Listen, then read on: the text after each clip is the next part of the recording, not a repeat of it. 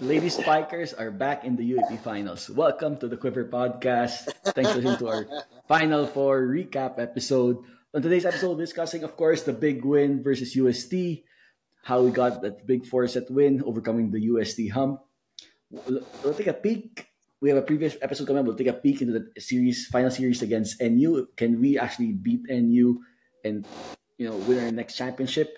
And finally, we'll be riding on the what if we were like 100 people, including some UAP athletes, some UAP stars, to go against one gorilla, who would be on our list? That's on today's episode of the Quiver Podcast. Thank you for listening on our YouTube and Spotify channels. I'm Kiko, joined by Gio. Hello. Hi, everyone.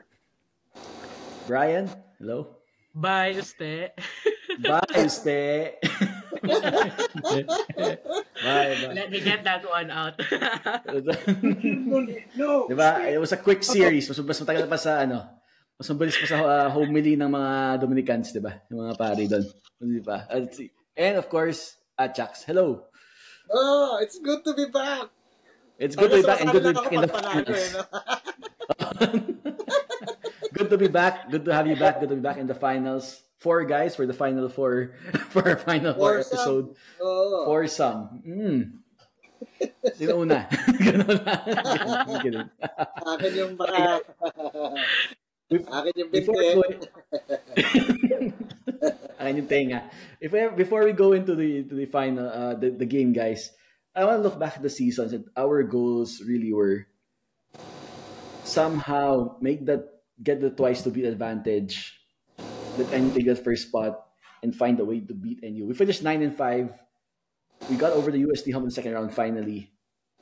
Got over them in the final four at the virtual best of 3. Now in the final four. Now back in the finals.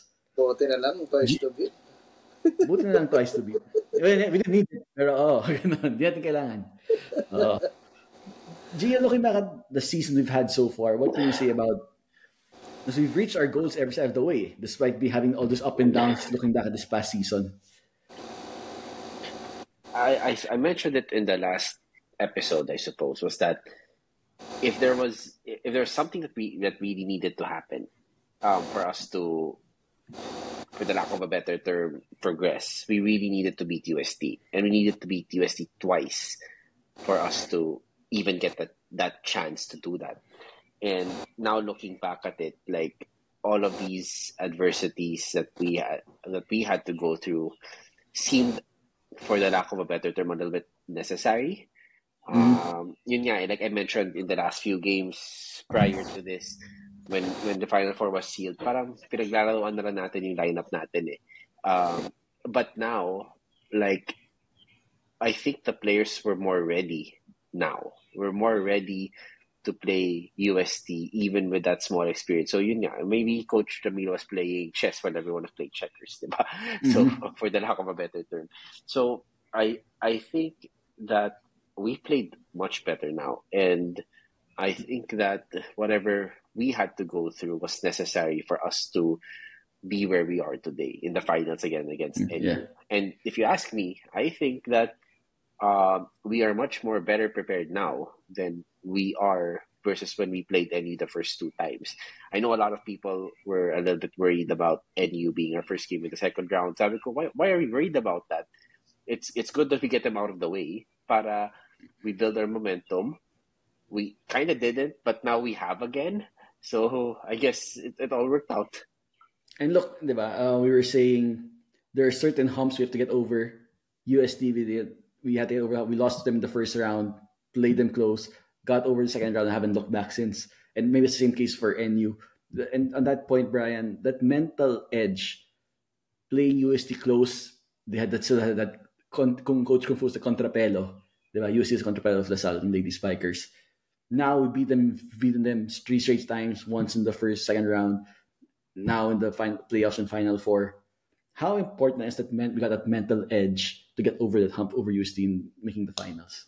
Just observing how the girls have been playing in this series against UST, and even in the second round game against UST, there's that confidence and the desire that sometimes they were missing, or kung nandun man, mas mataas yung desire ng kalaban.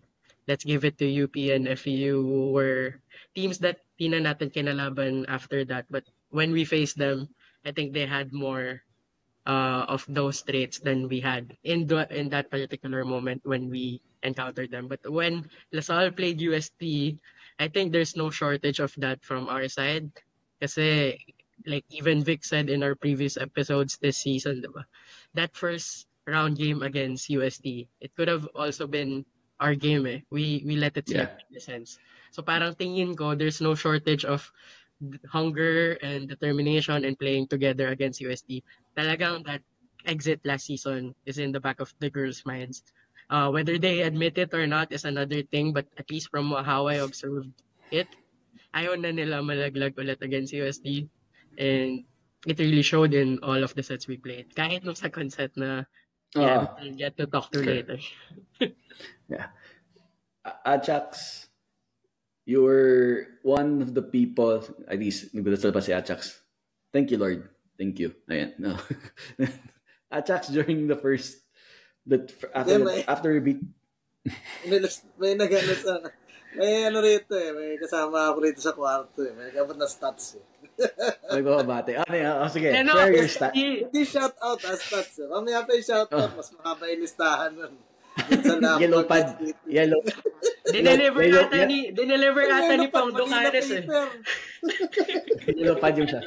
So, sige, Chax, before we go to the stats during the game, remember when we beat UST, you came up on the show, and you were saying, dire-diretso to. You were saying na dire-diretso. But you said, no, I think we're just gonna lose once or twice. And nangyari nga, natalo tayo sa UP. Natalo tayo sa FU. Nagkakito yung sinabi ko. Tapos yung sinabi and you're still confident. You're still confident going na abot tayo ng final for abot tayo ng finals. What did you see in this team that's saying, kasi nung 9-5 tayo going to final four, shucks, we're not in the best of form, di ba? Medyo hirap. We might struggle against USD. What did you see in this team that said we might lose 2 more games but we'll be strong enough to overcome USD in the final four? What did you see in this team? Andun pa rin, makikita mo pa rin yung magic touch ni Ramil doon eh. Yung sa kanina lang sa simula nung laro, puro si si Amy. Mm-hmm. Hindi nila napaghandaan na biglang sa middle merong Kaya sa wings lang kaya Shivana lang or Angel. Hindi naman masyadong nagamit kasi dati. Si... Nire-reserva pala yun, no? Parang sige, wala kayo buong season pagdating ng Final Four. Biglang may saman yan, no? Buffet. Baka mo sa finals, baka biglang may na naman yan, may bago. Baka libero na yung papalo. O kaya libero na yung papalo. Sa likod. Meron nga, may darating dyan sa finals na Kumbaga, there's something, parang magician na there's always up his sleeve. Ano tawag yung Something up his sleeve. Card up his sleeve. Magic bunot. Ika nga, di ba? Mm-hmm. May rabbit yan. may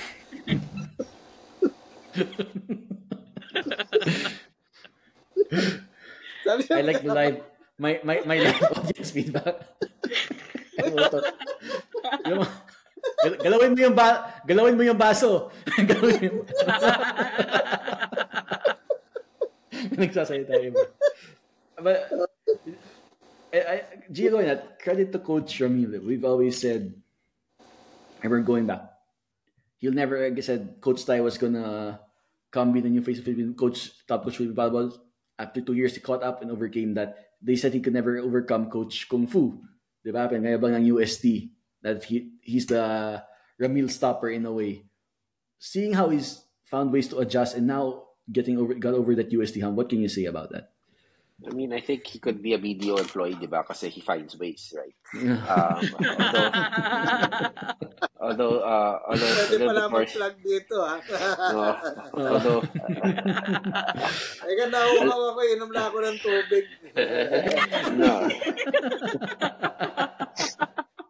No, a little bit more seriously, I suppose, is that in as much as we think about players all the time coming in, adapting to situations, even coaches have to go through that phase. Because there's always going to be that one coach that is there's always going to be someone better. There's always going to be someone with a brand new idea, and it's up to them to adapt and to learn something new. And I think that's what Coach Ramil has done for us over the last few years. And um, one of the things that I have always told people who ask me about this is, Teka lang guys, one season pa lang to, he survived so many different coaches and he's outlasted all of them. And he is great in readapting things. And of course, there's obviously that ano din na parang may confidence yung school sa kanya to be able to give him the time to adjust, right? And that's really important as well. So all credit to him for adjusting to this, especially this season, right? Like when we lost the first game against UST, you hear the noises again, eh? And even after losing the last two games in the last season, but we're back in the finals, and that's a testament to how good he is as a coach. And I think it's something that we should be very excited about. And again, not expect too much from our coaches because, even the greats had difficult moments. Coach Popovich, Coach Franz Pomaren, all these guys. And sometimes one of the things I wonder is, what if Coach Juno was given a little bit more time? Would he have turned the team around? So those are some. So we have to give him the benefit of the doubt, and it's fantastic what he's done to the program now. Correct. And yeah, it's not really the best coaches out there aren't the ones who their system is always above everyone else, because that never always happens. Always someone comes in, but the best coaches are the ones who adapt and adjust their system to counter these new ideas of these up and coming other coaches, right? And that's what coaches can show year after year after year, and hopefully something you can show against NU going to overcome NU side going to the finals. Now looking to the game, Brian, 4 sets. So that first set, that looked like it was a carryover from the virtual best of 3 play one. It was more of the same beat, same tones, diba? What can you say about that first set against USD earlier? Yeah, just what Chuck said earlier.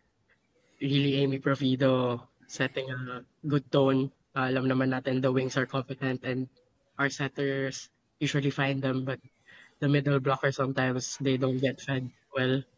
But when given the chance, Provido just showed that she's just as deadly. And grabe yung mga hampas niya nun eh.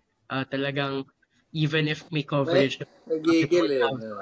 meron talagang oomph na. I think it's a fortunate na pasa na yun kung magawa ng paraan ng USD. But she was able to find talaga din the gaps. So I think Patrice in the coverage, because I watched it from TV, said that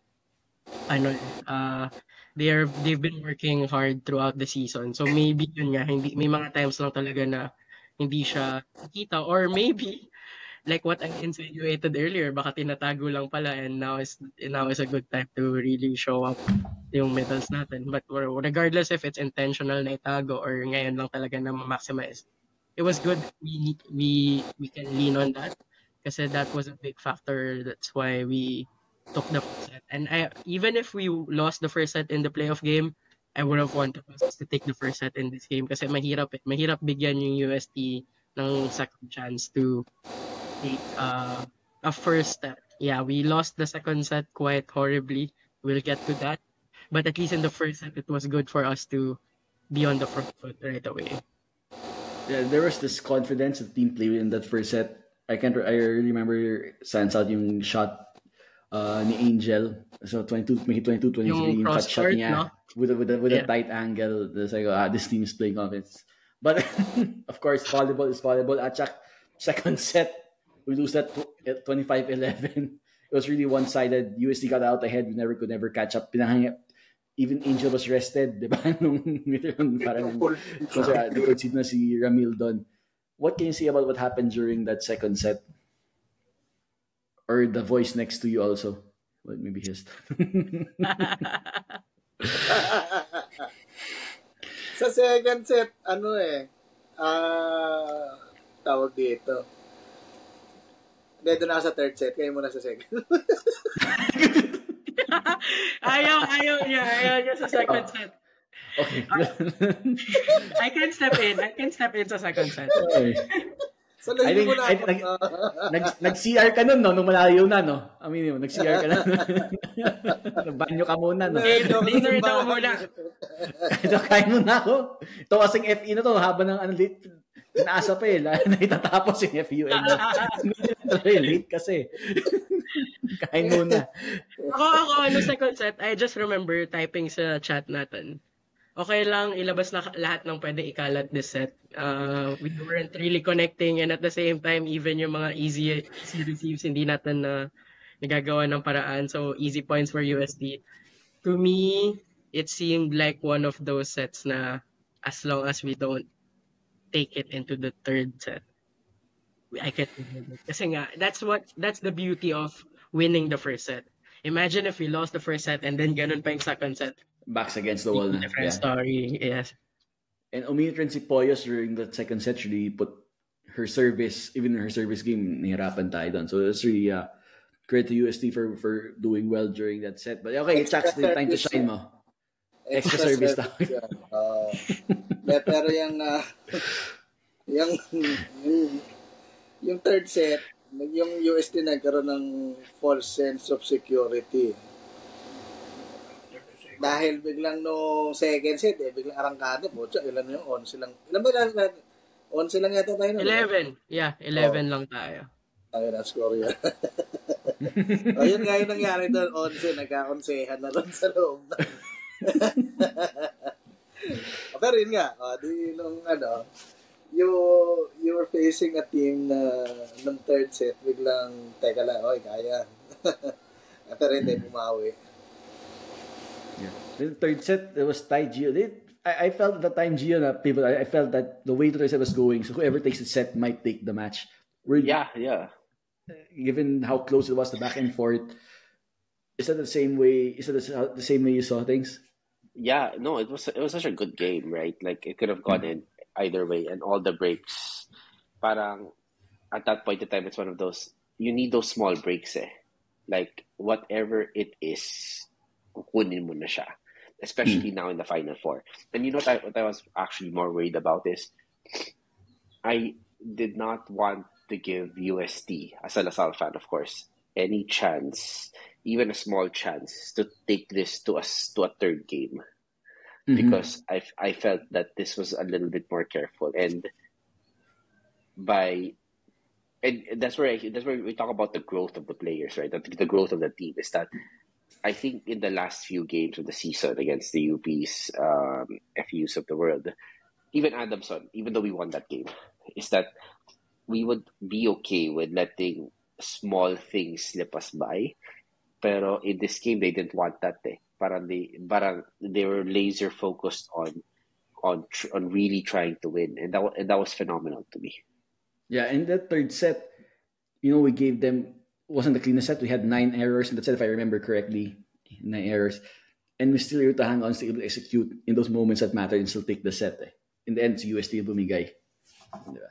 So, Brian, going to that fourth set, here we see really Coach Ramin in action. He knew UST went up 4-0. He knew he didn't want the set to get away. Called timeout, put in crucial subs, yung magic bonus na sabi ni Chax at yung bosses na kasama niya. What did you see in that fourth set that we took control of that game? The blocks were still there. Like what Jack said, no, everything. Umihikap na si Gio. What we said, to start with, yung sinabi niyo na Poyos was having a good second set. I think we got her covered kasi yun nga, they kind of felt that it's a game for her because of how she was converting. So whenever they went to her, our coverage was excellent, to say the least. May times na nakakalusot pa din siya, but not as much as she could have, as we saw in the second set. And then, I also saw yung composure because it was a tight set, diba? So, that was I think that's always been that 50-50 for me this season. Pabalik-balik ako dyan, back and forth. Naalala ko when we were winning against Ateneo, UST, Ateneo, and UE in the second round. Sabi ko, I like how we are polishing now yung mga tight situations in the sets because that's where things can get messy if we concede. And we also saw the negative side of that in the games against UP, Adamson, and FEU. The tipong we concede. So sabi ko, what kind of Lady Spikers team will show up in the third set and Yeah. probably dictate the pace of the game? And thankfully for us, it's the play of Lasal again against UST that showed up there. I think the setting was decent, getting services dun sa wings and sa middles, and I think medyo may risk element pa nga kasi I saw Nicole at least twice attempted the 1-2 yung drop niya pero hindi nag-succeed, but I think that's a calculated risk. Then we also saw Juliana in action and she was also steady. So it was a well-rounded third set for us eventually kasi kahit marami tayong errors, we made sure our attacks and our blocks were there, and those are more than enough to overcome USD that pivotal set. At saka, I want to talk about yung blocking natin. It's one of the reasons we won the game. Blocking USD, I think 11-2 based on the stat sheet here. So the blocking's always been one of the trademark go-to skills of the team, diba, to win games in the past Lasal years. Tagal na tayo nanonood ng UAP at Chucks. Black and white. Di pa man colored naman yung TV. Ano naman? Kanina itim na yung TV namin. Pa-check Pag mo yung UAPC. 190. Kala ko magsasalita na si Jude Torquato. Kaboom! At least hindi si Trillo na ano. Lasing. Last a foul. So, Pero ano? what do you see? I see the blocking. Doesn't it remind you of old Lasal teams, yung old trademark of those past Lasal champion teams? And it's something we've been seeing in the past few games improving. We didn't see earlier in the first round, second round. Kasi kung tama yung basa ko, 11 blocks. Correct. The USD's 2. Mm-hmm. Dalawa lang pala. So, tag dito. Nabuhay yung ano tawag nila? Tough Tower ba yun? Mm-hmm. Wall of Top ba yun? May tawag ka ng araw. Tough Towers. Mm-hmm. And malaking bagay, lalo na nung fourth and, sabi ko sa fourth and fifth, fourth set. Yun, parang apat yata nung apat yung sa fourth set. Hindi ko lang maano. Pero, yun yung naging crucial doon na Kasi pag yung gano'n, lalo na yung dalawang sunod na block. Hindi ko maalala sino yun Dalawang sunod na block yun na kumbaga na dishearten o nawala na ng natakot na So, natakot na doon sa bandang huli. Okay. Alright. Gio, looking at the game earlier, Angel kanina showed her leadership, stepped up for when we needed a crucial point. Talk about her performance and other performances that impressed you looking at the players during this crucial Final Four game. I think, I think, well, the one thing I like about Angel's performance was that, she's always there. It's para, for the lack of a better term, Miss Consistent. And I keep oscillating back and forth between, remember those Ateneo teams that were very Eliza Valdez centric and how they got over the hump by getting more people involved. And one of the things that I actually like about her performance is that she did not score over 20 points. That in her performance, she only scored 19 points, but Amy Provito had 14 and Siobhan Lapot also had 4 and A.M. Ananun had 9. And the blocks of Del Castillo, that's also worth 4 points. But of course, the tower was a different conversation that impacted a lot of shots. And I say this because if Angel scores less, it means other people are scoring more, which also means hopefully. Or yes. Natatalo tayo. Yes. I mean, yes. I mean, buti na lang. Hindi, may laro pa sa Wednesday. Nakakapagod yun. Yung problem ko sa is parang there are times na she scores 27 points, 28 points, but everyone else scores so little. So what I liked about her performance was that number one, it didn't have to be all her. Number two, by taking off that pressure from her, she was able to, I think, be smarter with some of her moves. Na para okay, let's go down down the net. In my head, baseline eh. Down Down the line. down the Then, line. saka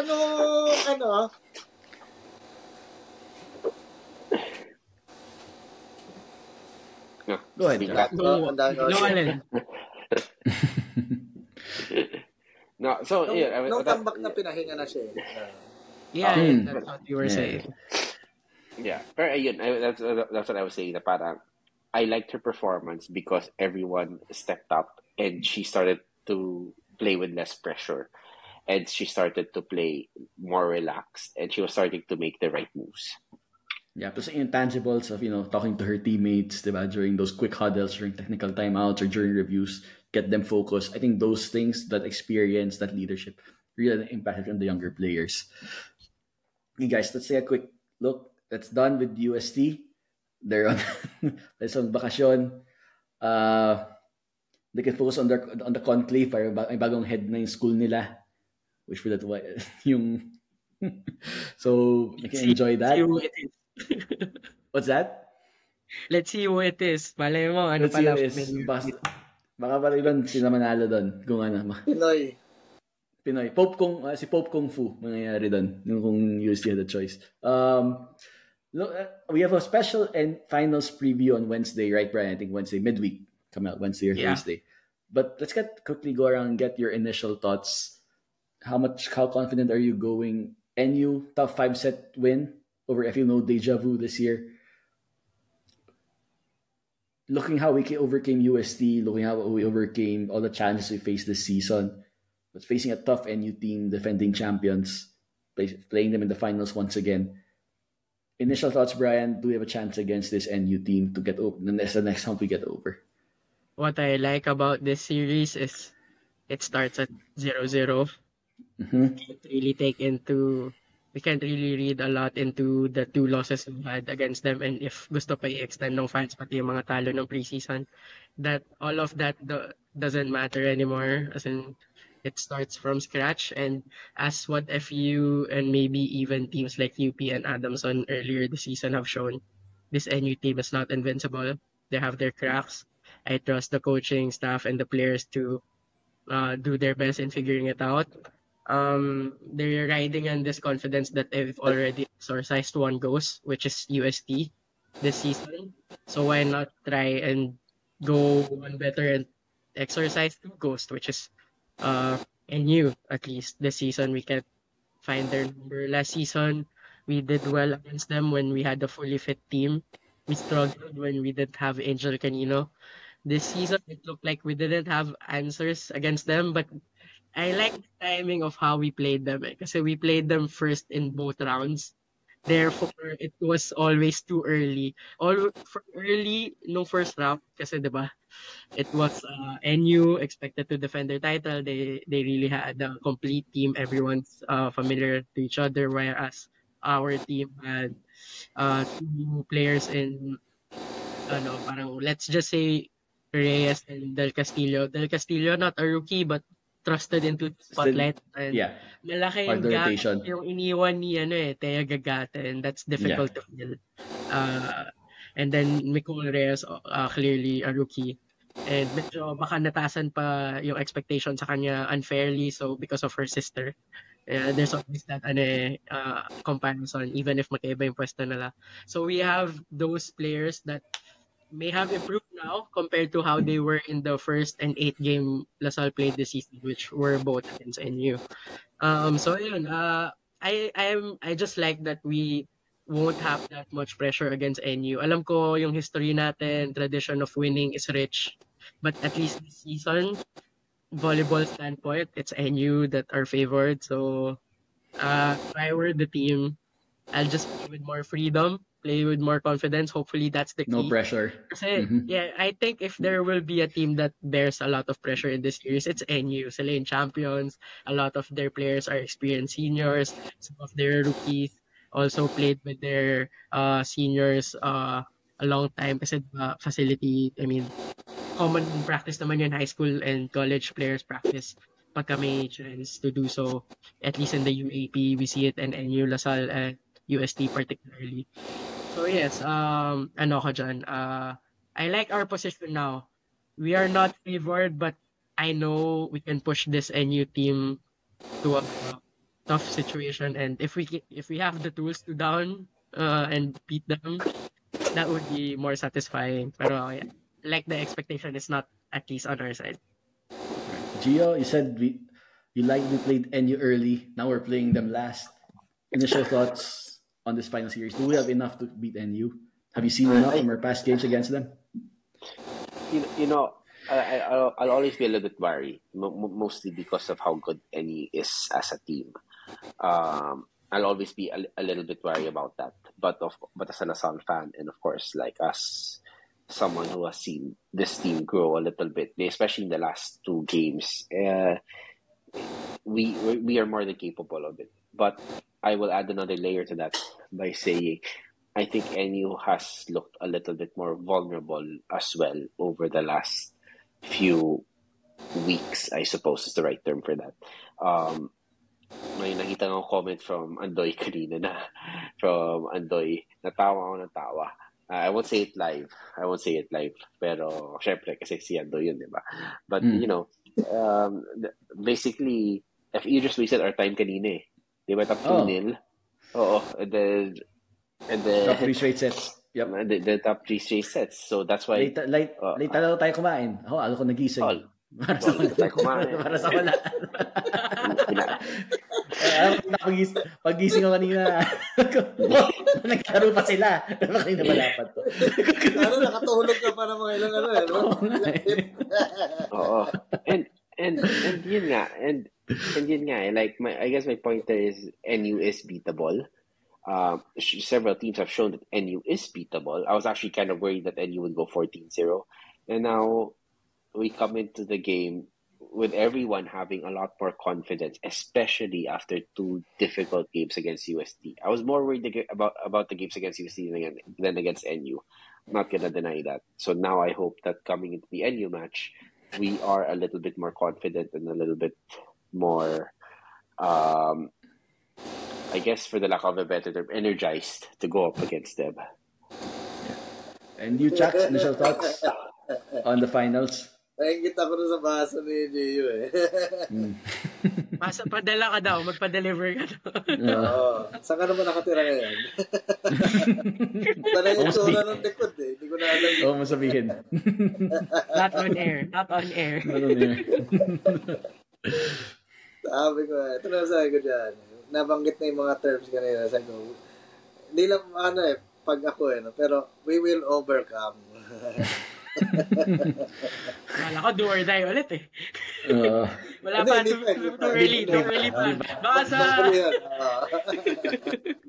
Yeah. So, in Vic's words as well, in famous LaSalle fashion, diba? Maybe this year will be another case of 2 is greater than 2 or 2 is greater than 3. Who knows, right? So we'll see. 3 is greater than 2. Pwede rin. Ano yan? Mga law of inequality. Theory of inequality. Okay, guys. That's it for our volleyball segment. For a little last part of the show, we're gonna have some fun. Over the internet, over the news this week is people discussing and debating: can 100 men beat one gorilla? Unggoy. Can 100 men beat one gorilla? Not in basketball, in life, not in basketball, but life or death. Kasi kung basketball, lagay yung Depende kung marunong mag-free throw yung gorilla. Pag marunong mag-free throw yung gorilla. kung di siya marunong mag-free throw, dumis lang sa dasal, partida. Dumis lang tayo parehas. Nung huling may nabanggit na gorilla, may nagsuntukan sa San Beda. Biglang may bagong codes, biglang unggoy na yun eh. So now we're not gonna name 100 people. We're gonna name 100 UAP athletes from any sport, any generation, any era. If we were to choose any school, gorilla, din ba? So we'll just have some fun and name that. But first, guys, thank today's podcast sponsors. First, Blue Fire LPG for all your cafeteria, canteen, office needs. Contact Blue Fire LPG and social media. Go ahead, Jax. We are trusted by the brands you trust. Yeah. So, Blue Fire LPG. Ayaw namin sa mga blue except sa Blue Fire LPG. Only blue that's right for you. Next, of course, Sabi Skincare. Summer, guys, mainit panlabanan sa court. Have yourself looking at your best this volleyball finals with Sabi Skincare. Yes, and finally, congratulations sa ating player of the game kanina. To Angel Canino, your Sabi Skin family is proud of you. Di ba? We're not saying magaling siya dahil sa Sabi Skincare, but who knows, di ba? Baka gumaling ka rin kung mag-Sabi Skincare ka. And finally, Ibarra Manila. Check out their Ibarra Trofeo Green Trofeo White Watch over at the DLSAA office. All right. Thank you guys for all your support. Now, guys, let's go around. Let's keep it fun. Just keep throwing names. If we had 100 men to face up against one gorilla, it could be from any generation, any school, the UAP, who will we throw at them? We cannot. My question. Yeah. My question, Kiko, here is, sino ba yung referee? Kasi kung you're the referee, I will pick the entire Ateneo team. That's what I was saying. Si Kiefer Ravena, 2 fouls na agad yun sa thrown out pa yung gorilla. They win by mistake, by default. Diba? Tsaka depende kung siya referee, yung ako depende kung sino manager. Kung manager, UP na yan. Or you can say, go ahead, Bri.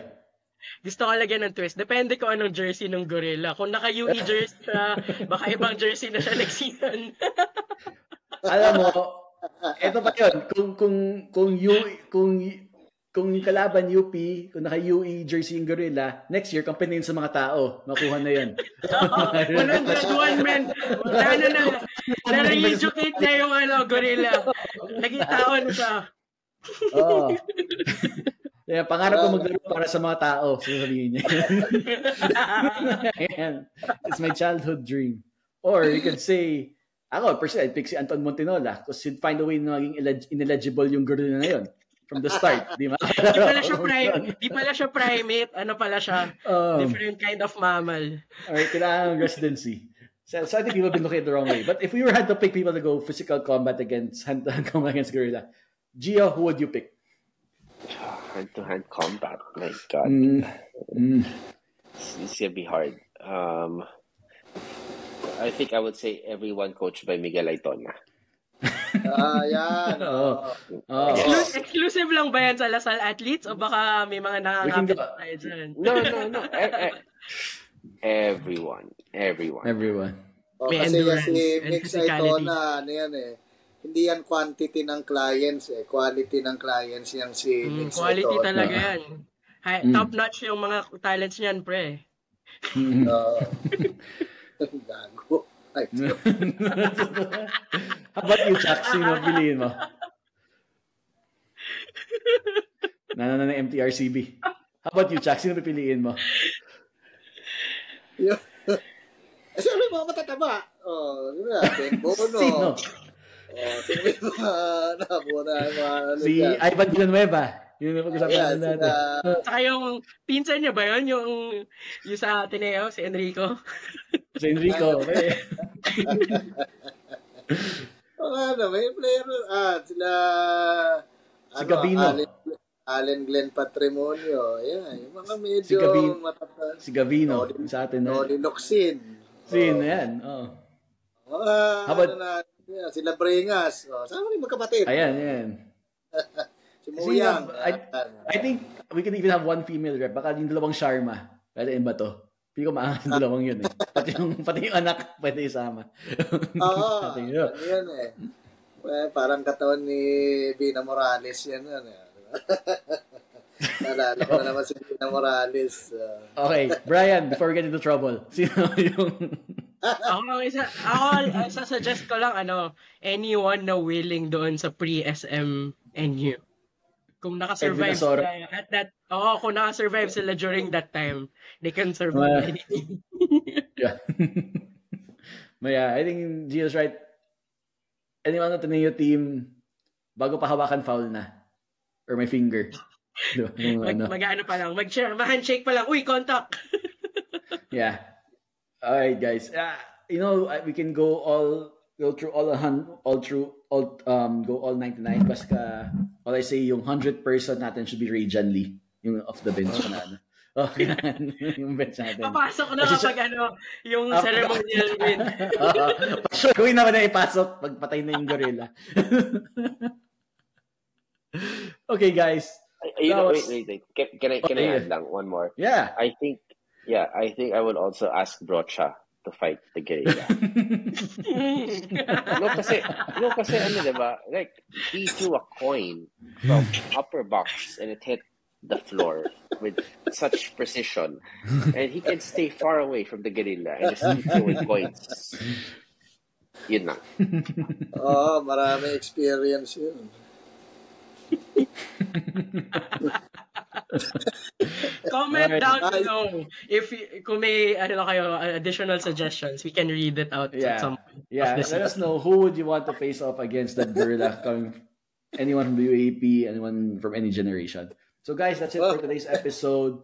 LaSalle back in the finals, third time, fourth year, 21st finals appearance. Bayuste. Iba na yun Animal kanina. Sal. No, Iba na, hindi na go-uste kanina. No-uste na. No.